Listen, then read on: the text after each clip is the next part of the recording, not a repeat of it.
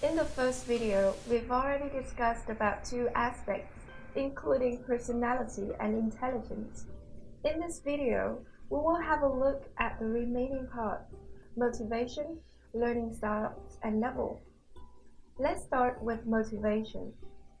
At its most basic level, motivation is some kind of internal drive which pushes someone to do things in order to achieve something. It is divided into two main categories, extrinsic and intrinsic motivation. Extrinsic motivation is the result of any number of outside factors. For example, the need to pass an exam, the hope of financial reward, or the possibility of future trouble. Intrinsic motivation, by contrast, comes from within the individual. Thus, a person might be motivated by the enjoyment of learning process itself, or by a desire to make themselves feel better. The understanding of motivation greatly assists the teachers in the process of reflecting on their own teaching practice. They will be able to identify the motives of the learners when joining certain activities, or try to understand why the students fail to respond actively, or in other words, why they do not have the motivation to perform the task given. From then, the teachers will have better orientation towards designing captivating classroom activities to boost the learners' enjoyment in learning. In the context of high school in Vietnam, the extrinsic motivation of exam, to be frank, seems to be predominant, while the actual enjoyment of learning accounts for a very small proportion.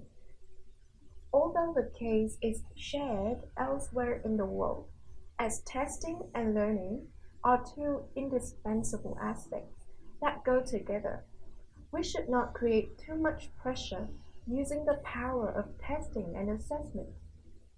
What should be done is to balance between testing and the love for learning itself.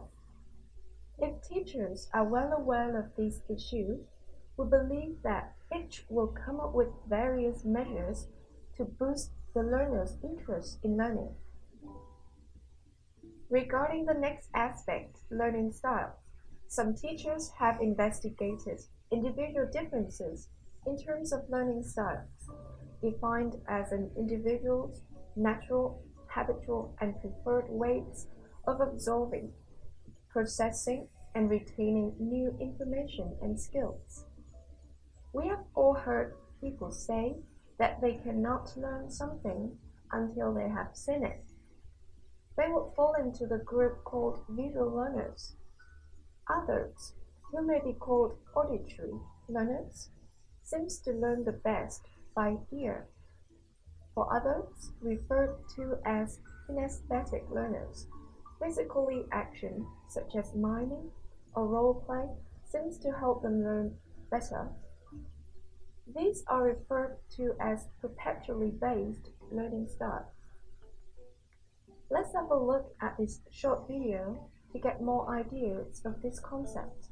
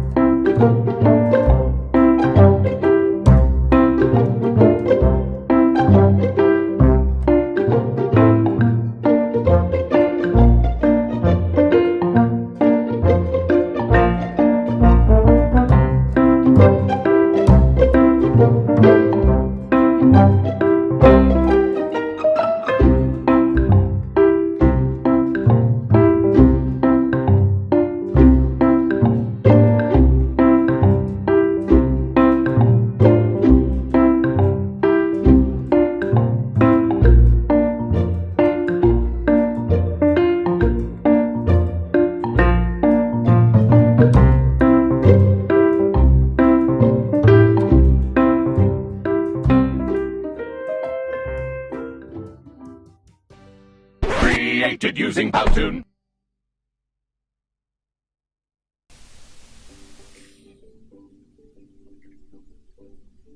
However, recently, there has been a strong debate about the non-existence of such a thing called perpetual learning style. Let's have a look at this video. In progress. So what they would do is they would show players an image of a game in progress for a short time, typically only 5 seconds or so, and then it would disappear, and then they would ask the players to recall where were all the pictures, where were all the pieces in that picture. And what they found was a big difference between novice players or beginner players and experts. Beginner players, when asked to recall where the pieces were, they could only remember about 4 pieces. All right. Experts, on the other hand, could actually identify almost all of them. Over 20 of them could they correctly identify in the next game board when asked to recall these. Now again, they were interested in knowing, why is this difference? Why do we see this difference between beginners and novices? And it wasn't because, like you might be thinking, that the experts had better visual memories than the beginners. It was because the experts had more experience playing chess and more knowledge. In other words, this game board was more meaningful to them, right? They could see the strategy involved. They could imagine what was happening and why the players had their pieces positioned the way they did. And to further support this idea, they did a follow-up study. And in the follow-up study, they showed chess players pictures of randomly arranged chessboards, right? And that's this picture here. Now, to you or I, or to a beginner chess player, these might look basically the same. I mean, yeah, the pieces are in different places, but for the most part, they might be equally difficult to remember, right? To an expert, though, we found big differences when presented with a randomly configured board. Once it was random, experts no longer had an advantage in remembering pieces because it wasn't meaningful to them. But because there's no meaningful arrangement in this second piece, right, they lost that advantage, which again is just further evidence that we store information in terms of meaning and not according to a sensory mode. And this basic finding, by the way, has been extended to other contexts, everything from chess to basketball to computer programming and to dance, right? We store information in terms of meaning and not limited to particular sensory modes. So that's the first reason. Another reason why this learning styles theory doesn't pan out is that, the best way to teach something or to learn something really depends on what it is you want to learn, right? Or depends on the content itself. Now, if I wanted you, for example, to know what a bunch of different songbirds looked like, the best way to teach you that is to let you look at pictures of those songbirds or let you see them in real life, right? But note that that's true for everybody. That's not true just because you're a visual learner, right? That's because looking at them is what I'm asking you to do, is to remember what they look like. On the other hand, if I wanted you to remember what they sounded like or to be able to distinguish between different songs of different songbirds, then letting you hear them would be the best way. But again, that applies to everybody. Just like if I wanted you to know what different flowers smelled like, the best way to teach you that is going to be to let you experience those flowers by smelling them. All right? But that doesn't mean you're an olfactory learner or that you learn everything better through smelling. I mean, take a minute to imagine what that would look like in a math class or in an anatomy class, right? Or a physics class, right? And as absurd as that sounds, it's really important to remember that the same problems, the same criticisms apply whether we're talking about so-called olfactory learners or whether we're talking about auditory learners or visual learners or even kinesthetic learners. All right, the last 3 might seem more palatable or more reasonable, but the same issues apply. It really depends on what I'm asking you to learn, the best way to teach it. But that also brings me to another point, and that's this idea that many things can be taught using multiple senses. So it's not just limited to one, for example. So say I wanted you to learn the game of football, right? Probably the best way to teach you football is going to get you out there and play football, right? To actually practice and having that physical experience playing. But you'd also probably benefit from being able to watch a football game or being able to look at schematics or drawings of the different formations and the different positions, just like you'd probably also benefit from hearing coaching or hearing feedback as you're playing, right? You're getting the kinesthetic experience, the visual, and the auditory. Similarly, if a music teacher wanted you to know the different parts of a symphony orchestra, then yeah, going to an orchestra and listening to one would be beneficial, but it would also add to the experience if you had the capability to touch the instruments, or maybe to learn how to play them, right, or to actually watch one live. Again, it's not that different modes make it meaningful to different people based on their learning style. It's not like, oh, the visual learners are only going to learn by seeing it. Right? It's because incorporating multiple sensory experiences into one makes it, or into one lesson, makes it more meaningful. So then you might be wondering, why does this myth persist? Right? And there's a few different explanations. And the first one is quite simply that everybody believes it. Right? It's so common that you never even think to question it. Right? How could so many people be wrong? Right? If so many people believe it, how is that possible that it's wrong? But as you know, just because something is commonly believed, if we reflect on the reality, the fact is that when teaching something, teachers have to present the input using different ways, such as letting the students listen or read the material, or organize some activities to boost comprehension and memorization. So basically, it depends much on what is being taught, as mentioned in the second video, rather than the students' preferred way of learning. And also, honestly, even if we are able to identify the so-called learning styles, it's always mixed, and at the end, we teachers still have to diversify the teaching methods. Finally, mixed level, we believe, is the most common characteristic of every classroom.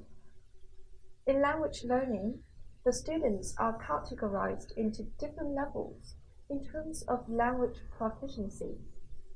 According to CEFR, which is one of the most popular frameworks to measure the language ability nowadays, there are 6 levels, including A1, beginner, A2, elementary, B1, low intermediate, B2, intermediate, C1, advanced, and C2, proficiency. In order to identify the students' level and categorize them, placement tests or diagnostics tests are always used. However, even students with the same level after being placed in the same class might have various progress speed later on, which again leads back to the problem of diverse levels. Therefore, teachers should be aware of this issue and be prepared to deal with it. But the question is how? And not only this very problem of mixed ability, there is another one related to learners' differences in terms of personality, intelligence, motivations, and learning style. Please move on to the next video and figure out the answer.